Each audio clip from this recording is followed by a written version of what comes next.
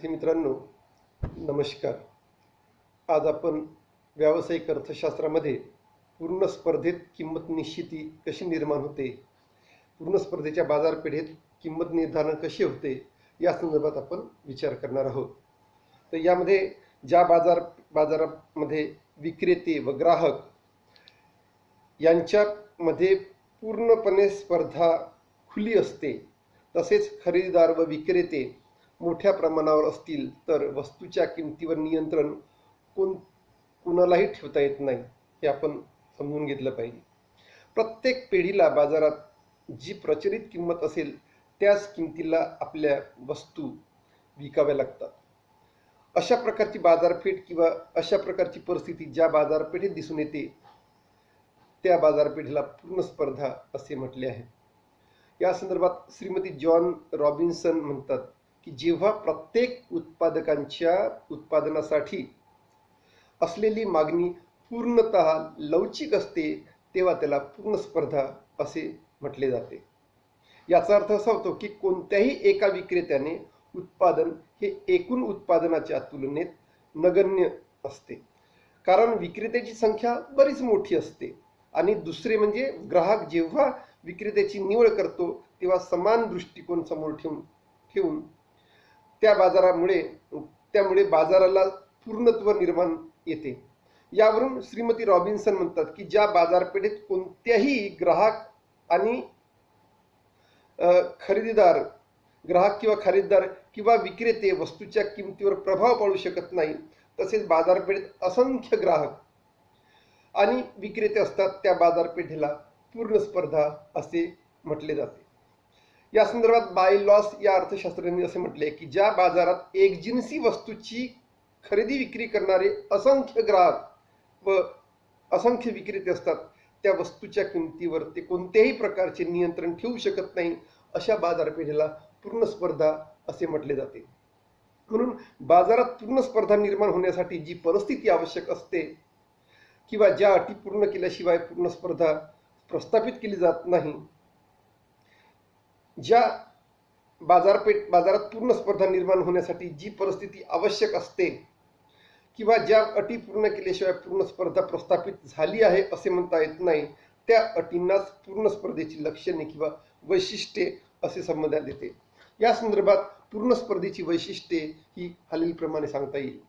त्यामध्ये features of perfect competition, पूर्ण स्पर्धेत मूल्य निश्चिती का होते, पूर्ण स्पर्धेत मूल्य निश्चिती का होते किंवा पूर्ण स्पर्धेच्या बाजारपेठेची वैशिष्ट्ये कोणती, या संदर्भात आपण विचार करूया. साधारणतः असंख्य क्रेते व विक्रेते हे पहिलं या पूर्ण स्पर्धेचं वैशिष्ट्य आहे. असंख्य क्रेते व विक्रेते म्हणजे पूर्ण स्पर्धेने युक्त बाजारपेठेत क्रेते किंवा ग्राहक असंख्य असतात, त्यामुळे एक किंवा थोडे ग्राहक मागणीवर किंवा किमतीवर प्रभाव पाडू शकत नाही. तसेच विक्रेते असंख्य असल्यामुळे किंवा एक किंवा काही थोडे विक्रेते पुरवठ्यावर किंवा किमतीवर प्रभाव पाडू शकत नाही. म्हणून प्रचलित किमतीला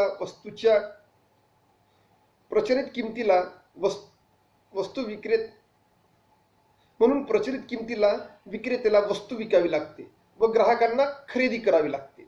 अशा प्रकारे पूर्ण स्पर्धेत क्रेते व विक्रेते किंमत स्वीकारणारे असतात, हे किंमत ठरवणारे नसतात.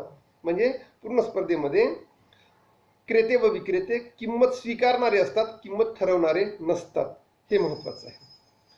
एकरूपी किंवा एकजिन्सी वस्तूचे स्वरूप, होमोजिनियस नेचर, एकरूपी किंवा एकजिन्सी वस्तूचे स्वरूप, एखाद्या विशिष्ट उद्योगातील पेढ्यांनी उत्पादित केलेल्या वस्तू ह्या एकरूपी असतात. हे पूर्ण स्पर्धेचं हे दुसरं वैशिष्ट्य समजून घेतलं पाहिजे. उदाहरणार्थ बाजारात मिळणारा चहा सर्वत्र एकाच प्रकारचा असतो. ब्रूक टी, पत्ती, लिप्टन, ब्रूक बॉन्ड असे त्याचे वेगवेगळे प्रकार नसतात. त्यामुळे पूर्ण स्पर्धेत वस्तू परस्परांना पूर्ण पर्यायी परफेक्ट सबस्टिट्यूट असतात. त्यामुळे कोणी एका विशिष्ट विक्रेत्याकडून वस्तू खरेदी कराव्या असे ग्राहकाला वाटत नाही.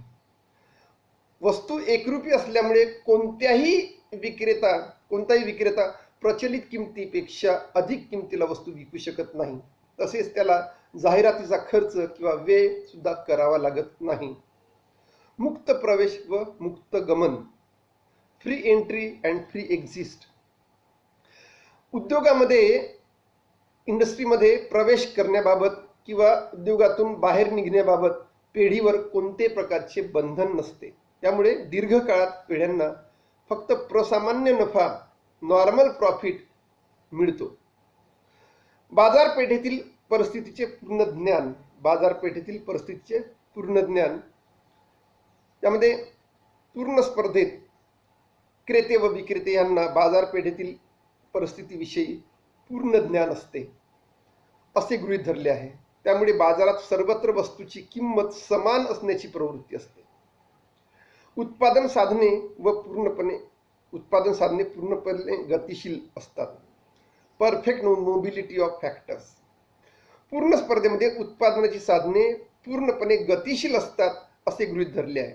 त्यामुळे ज्या उपयोगात उत्पादन साधने जास्त फायदेशीर असतात तसेच त्यांचा उपयोग होतो, तेथेच त्यांचा उपयोग होतो.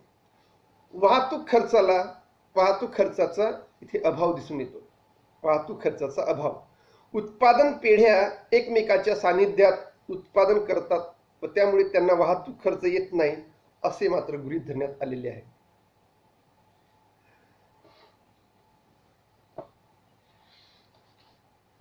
मागणी आणि पुरवठा यांना पूर्णतः स्वातंत्र्य असते.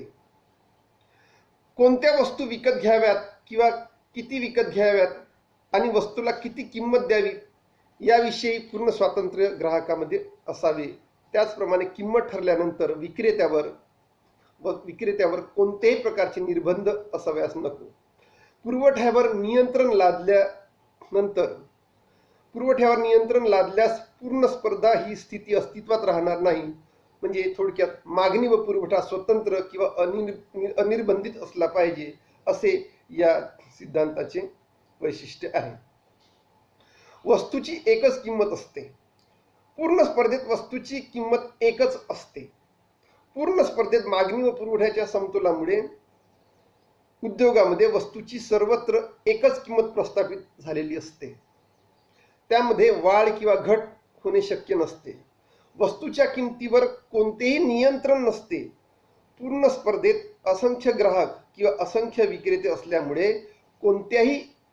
कोणताही एक ग्राहक किंवा एक विक्रेता किमतीवर प्रभाव पाडू शकत नाही. कारण कोणत्याही एका विक्रेत्याजवळ असलेल्या वस्तूचा साठा हा एकूण साठ्याचा अल्प भाग असतो. परिणामी विक्रेता वस्तूच्या पुरवठ्यात बदल करून जास्त किंमत आकारू शकत नाही. वाहतूक व जाहिरात खर्चाचा अभाव असतो. वस्तूचे उत्पादन करणाऱ्या उद्योग संस्था इतक्या जवळजवळ असतात की त्यांना कोणत्याही प्रकारचा वाहतूक खर्च करावा लागत नाही. परंतु पूर्ण स्पर्धेच्या बाजारपेठेतील वस्तू ह्या एकजिनसी असल्यामुळे आणि ग्राहकांना संपूर्ण बाजारपेठेचे ज्ञान असल्यामुळे उद्योग संस्थांना मात्र जाहिरात खर्च करावा लागत नाही. पूर्ण स्पर्धेत उद्योग संस्था सामान्यतः नफा घेतात.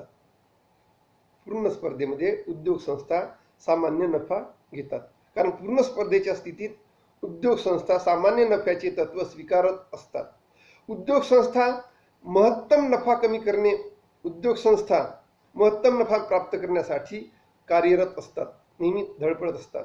त्यासाठी जे प्राप्ती जास्तीत जास्त करणे व खर्च कमीत कमी करणे, हे म्हणजेच कमीत कमी खर्च करून जास्तीत जास्त प्राप्ती करणे किंवा उत्पन्न मिळवण्याचा प्रयत्न करणे, अशा दृष्टीने हे प्रयत्न करत असतात. पूर्ण स्पर्धेमध्ये दीर्घकाळात सर्वच उत्पादन संस्थांना सर्वसाधारणतः मोठ्या प्रमाणात नफा प्राप्त होत असतो. सर्व घटक पूर्णपणे गतिशील असतात. उत्पादनाची सर्व घटक पूर्णतः गतिशील असल्यामुळे व त्यामुळे सर्व उत्पादन संस्था खर्च समान करत असल्यामुळे, तसेच कोणत्याही उद्योग संस्थेला उत्पादन स्थानामुळे दुसऱ्या संस्थेपेक्षा अधिक लाभ प्राप्त होत नाही. तर अशा प्रकारची पूर्ण स्पर्धेची वैशिष्ट्ये इथे आपण समजून घेतली पाहिजे. पूर्ण स्पर्धेमध्ये वस्तूची किंमत निर्धारण कसे होते हे सुद्धा आपण समजून घेतलं पाहिजे. एखाद्या बाजारात वस्तूची किंमत मागणी व पुरवठा या दोन बाजूवर अवलंबून असते. पूर्ण स्पर्धेच्या बाजारात वस्तूची किंमत ही त्या वस्तूच्या मागणी व पुरवठ्याच्या संतुलनाने होत असते. ज्या किमतीला मागणी आणि पुरवठा समान होतात त्या किमतीला समतोल किंवा संतुलन किंमत असे संबोधले जाते. या संदर्भात डॉक्टर मार्शल म्हणतात की मागणी व पूर्ण स्पर्धेत वस्तूच्या किमती निर्धारणामध्ये फक्त मागणी व पुरवठा यामध्ये संतुलन पुरेसे ठरत नाही. तर पुढे ते असे म्हणतात की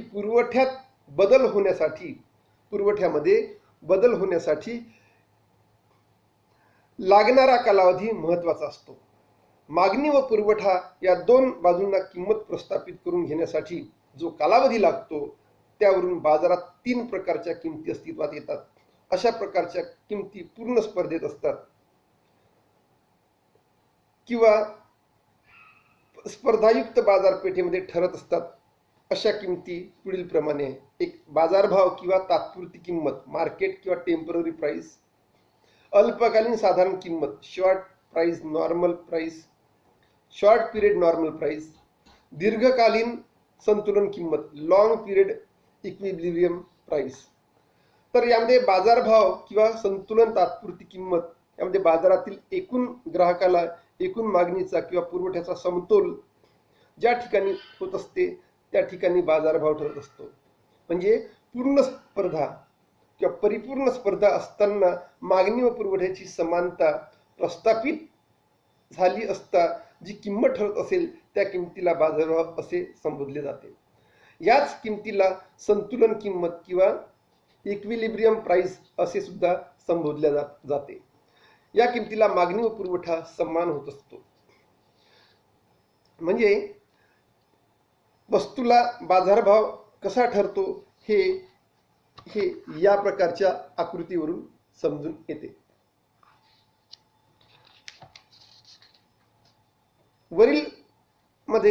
यामध्ये अल्पकालीन साधारण किंमत यामध्ये कोणत्याही उद्योग संस्थेला उत्पादन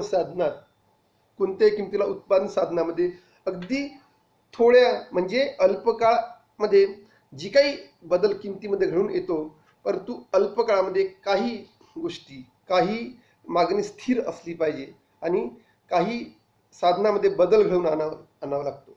यामध्ये उत्पादन खर्चामध्ये कुठल्याही प्रकारचा फरक पडत नाही आणि बाजारातील पुरवठा वक्र आणि किंमत सीमांत खर्च विचारात घ्यावा लागतो आणि अशा प्रकारच्या खर्चाच्या किमतीशी समतोल किंवा संतुलन साधले जातो. ज्या ठिकाणी अल्पकालीन साधारण किंमत ठरते त्याला सीमांत खर्च वाढत असतो असं म्हटलं आहे. हा सीमांत खर्च किमती इतका झाला पाहिजे आणि समतोल प्रस्थापित होत असल्यामुळे जास्त उत्पादन वाढवणे अत्यंत फायद्याचे नसते. कारण पूर्ण स्पर्धा असताना अल्पकालीन किंमत ही सीमांत खर्चाबरोबर असते असे आपल्याला दिसून येते. दीर्घकालीन संतुलन किंमत. पूर्ण स्पर्धेत दीर्घकालीन संतुलन प्रस्थापित होण्याकरिता मागणी आणि पुरवठा या दोन्ही बाजूंना जास्त कालावधी मिळवावा लागतो. उत्पादकांना वाढत्या मागणीनुसार उत्पादन साधनात आणि यंत्रसामुग्रीमध्ये योग्य ते बदल करून उत्पादनामध्ये व पुरवठ्यात मागणीप्रमाणे आवश्यक ते बदल घडवून येतो. इतका कालावधी मिळावा लागतो की परंतु दीर्घकाळात प्रत्येक उत्पादन संस्थेचे उत्पादन इतके असते की पुन्हा त्यात बदल घडवण्यासाठी इच्छा उत्पादकास राहत नाही. कारण असलेले उत्पादन त्यास जास्तीत जास्त नफा मिळवून देणारे असते. त्यामुळे त्यात वाढ किंवा घट झाल्यास त्याच्या नफ्याचे प्रमाण घटते. अधिकाधिक नफा प्राप्त करण्यासाठी सीमांत खर्च व सीमांत प्राप्ती ह्या दोन्ही बाजू समान असाव्यास पाहिजे. स्पर्धेच्या परिस्थितीत सीमांत खर्चाबरोबर सीमांत प्राप्ती अशी परिस्थिती निर्माण करावी लागते किंवा व्हावी लागते. प्रत्येक उद्योगाला कमीत कमी आवश्यक असणारा नफा प्राप्त असला पाहिजे. तो जर प्राप्त झाला नाही तर अशा संस्था बाहेर जाऊ लागतात, म्हणजे बाजारपेठेतून लुप्त होतात किंवा बाहेर जाऊ लागतात. म्हणून व्यवसाय संतुलित करण्यासाठी ज्या व्यवसायांना किंवा धंद्यांना फक्त साधारण नफा मिळेल अशी परिस्थिती निर्माण व्हायला पाहिजे. किंमत म्हणजे सरासरी प्राप्ती. त्यामुळे उद्योगधंद्यांचा दीर्घकालीन संतुलन निर्माण करण्याकरता किंमत आणि प्राप्ती, किंमत बरोबर सरासरी प्राप्ती बरोबर सरासरी खर्च अशी समानता निर्माण व्हावी, अशी स्थिती निर्माण करावी लागते. पूर्ण स्पर्धा असताना दीर्घकालीन संतुलन प्रस्थापित झाले पाहिजे. असे सरासरी प्राप्ती बरोबर सरासरी प्राप्ती बरोबर सरासरी